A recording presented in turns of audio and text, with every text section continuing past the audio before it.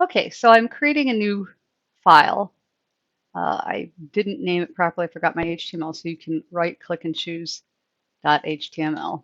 So you can add it after the fact. If you don't have the .html on here, it won't let you edit it properly. So we're using Emmet. Emmet's a built-in tool that helps you write code faster. And there are some really important shortcuts you want to learn. The most important one is exclamation point tab. That gives you the basic framework for your entire page and saves it so that you don't have to, it saves you time so you don't have to type in each one of these things. And so you would immediately start by changing the title, which for this will be elements, attributes, headings,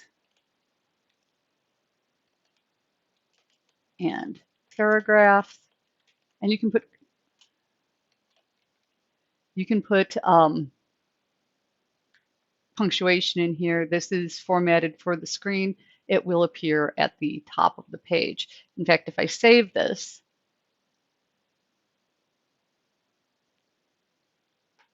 and open it in my default browser, you'll see this is where that title appears. And we're going to add in the body some of your basic elements. So one of the most commonly used elements that's on pretty much every page is your H1 tag. And you can, again, just type H1, hit tab. And so this is the most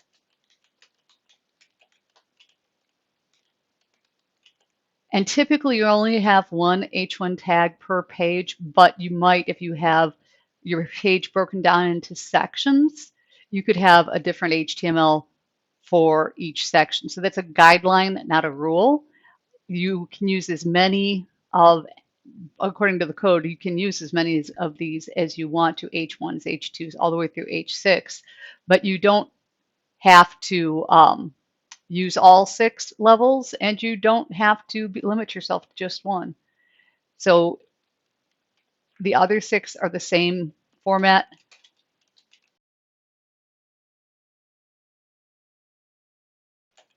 And then, as you've seen before, we have our basic paragraph element.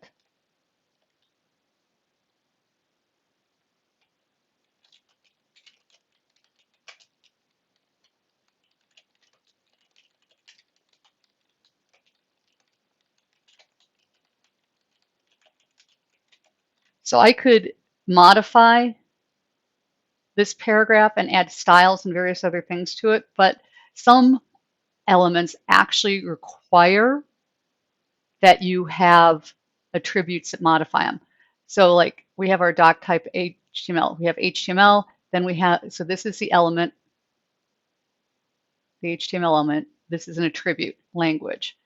And so these tags are all elements, and the contents inside the tags are attributes.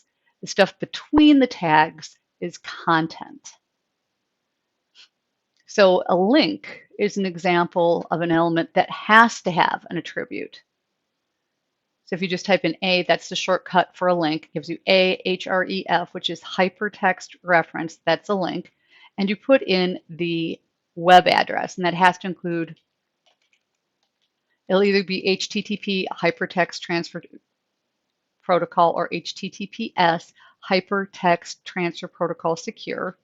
And this is just going to go to McHenry. So this is where the link will take you, and what's between these two tags, it was what will display on the page. You have some things that don't require an attribute or even any content.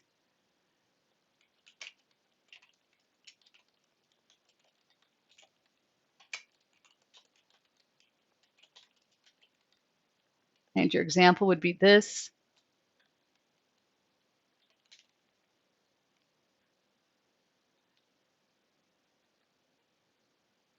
And then you can, and you also have the option of self-closing this tag. This is optional, where you can self-close it with or without a space. That's optional. It sort of goes in and out.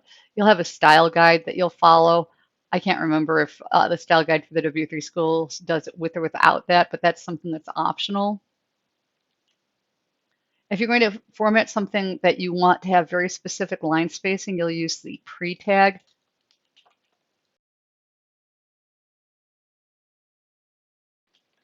And so when I use code in here, that makes things appear as code. It differentiates it from everything else.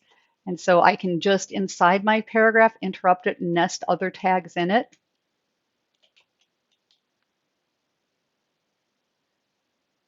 And I'm going to give you an example of that. You'd use it for poetry.